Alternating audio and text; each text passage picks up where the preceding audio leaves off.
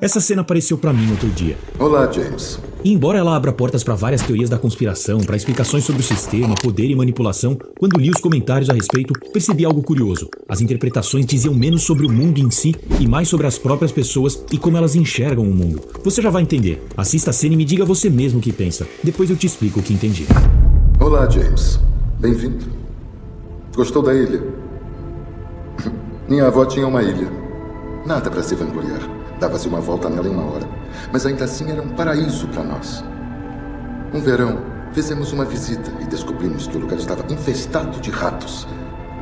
Chegaram num barco de pesca e passaram a se alimentar de coco. Como se eliminam os ratos de uma ilha? Minha avó me ensinou. Enterramos um barril e deixamos ele aberto. Depois colocamos um coco como isca. Aí os ratos vão em busca do coco e põe.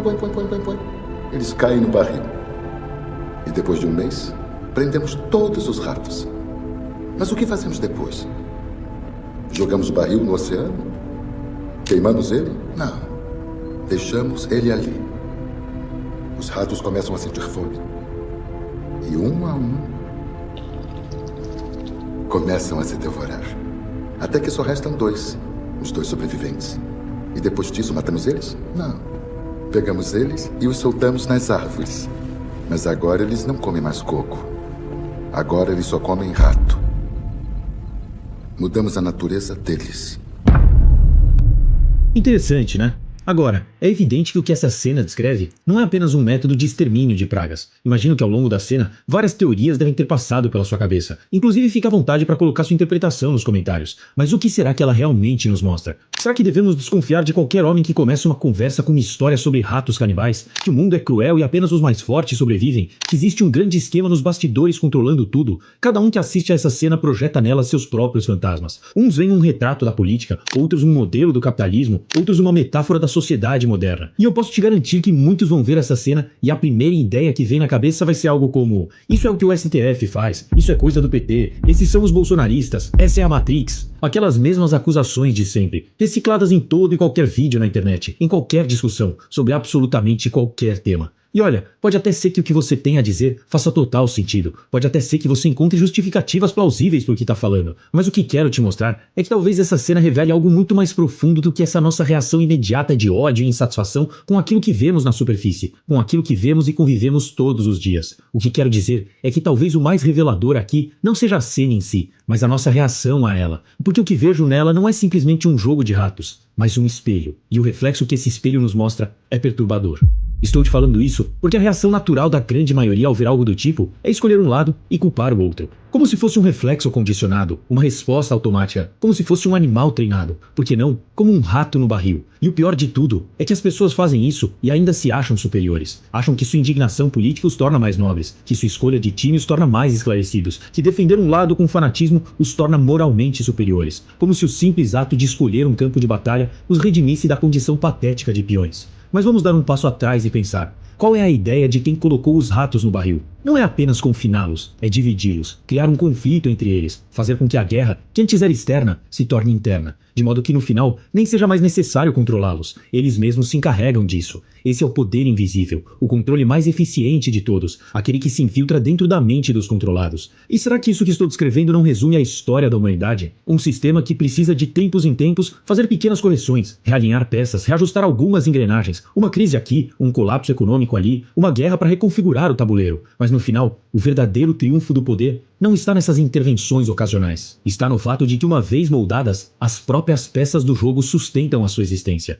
Isso é, os peões já foram treinados para manter o sistema funcionando sem nem perceberem que o fazem. E mais do que isso, eles acreditam que essa é sua real natureza. Acham que a rivalidade, a disputa, a necessidade de destruir o outro para garantir a própria sobrevivência são características inevitáveis do ser humano. Mas e se não forem? E se, assim como os ratos no barril, fomos apenas condicionados a acreditar nisso? Quando mergulhamos mais a fundo, logo percebemos que a lógica do barril não é simplesmente sobre esquerda ou direita, ricos ou pobres, conservadores ou progressistas. A lógica do barril é a lógica da divisão. E essas divisões não se sustentam sozinhas. Elas são projetadas, são incentivadas por aqueles que estão no poder. O que acontece quando fechamos os ratos dentro do barril? Na prática, estamos usando sua própria natureza contra eles mesmos. E o que isso significa? Significa que o desespero, o instinto de sobrevivência, e nesse caso específico a fome, podem ser manipulados para moldar o comportamento. E esse é o ponto crucial. Não importa o que você deseje, se eu controlar o ambiente, eu controlo como você sacia esse desejo. Os ratos querem sobreviver, mas dentro do barril há apenas uma forma de fazer isso, devorando uns aos outros. E o sistema não aparece como uma forma de te impedir de ter fome. Ele está aí para garantir que a única forma de saciá-la seja do jeito que ele quer. E enquanto estamos ocupados correndo atrás de migalhas, brigando por ideologias e atacando uns aos outros, o verdadeiro jogo continua. Imagine se os ratos se unissem. Eles voltariam a se multiplicar, voltariam a se espalhar, voltariam a ser um problema. Mas enquanto eles estiverem ocupados se destruindo, não existe nenhuma ameaça ao poder naquela ilha. Já dizia Maquiavel, quer se manter no poder? Divida quem te dá o poder. É assim que os grandes estrategistas controlam sociedades. Eles não precisam reprimir revoltas ou esmagar opositores com força bruta. Basta garantir que as massas nunca encontrem um inimigo comum. Enquanto a sociedade está ocupada brigando entre si, enquanto cada um está convencido de que o outro lado é o verdadeiro problema, enquanto os ratos continuam devorando uns aos outros, o jogo de poder continua. Agora olha ao seu redor. Quantas coisas nos dividem. Política, classes sociais, religiões, ideologias e até mesmo futebol. Perceba como o outro é visto como inimigo. Não como alguém com outra visão de mundo, mas como uma ameaça que precisa ser combatida. Não importa o quão parecidas sejam as nossas vidas. Se estivermos em lados opostos, nos odiamos automaticamente. Porque a humanidade ama pensar em extremos. Certo ou errado, preto ou branco, esquerda ou direita, estamos programados para escolher um lado, definir um inimigo e acreditar que estamos certos.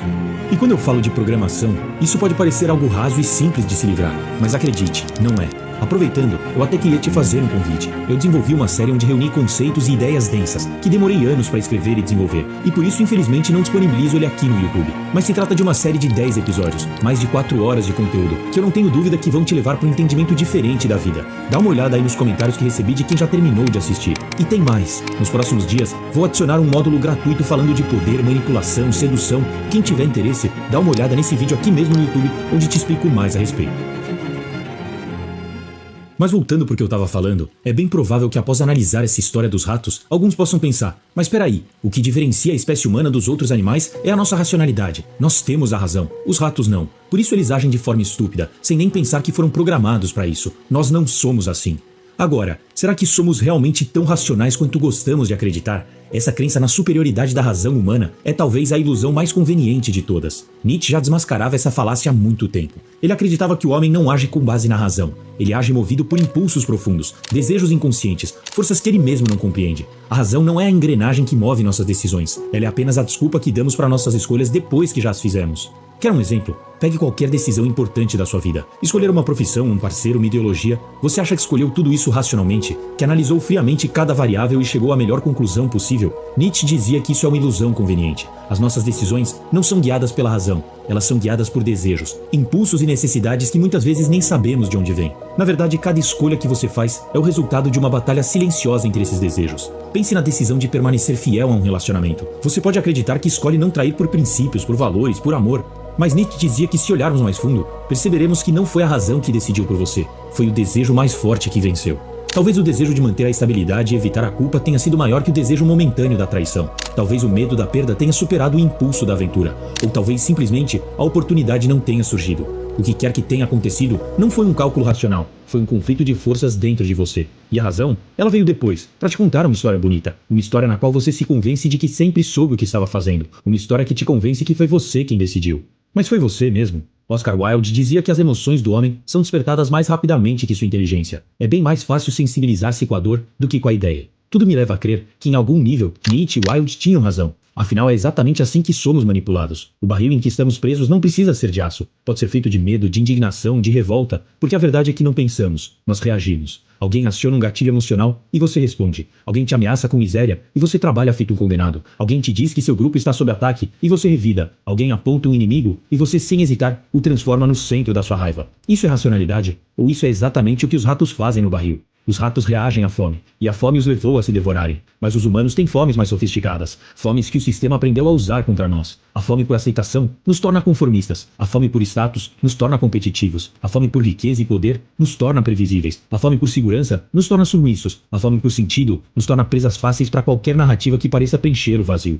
Uma fome que é moldada pelo próprio ambiente em que estamos inseridos. E quando olhamos para trás, nossa natureza já mudou. O problema é que nós nunca percebemos que fomos programados. E enquanto os ratos são presos pelo estômago, nós somos presos pelas emoções.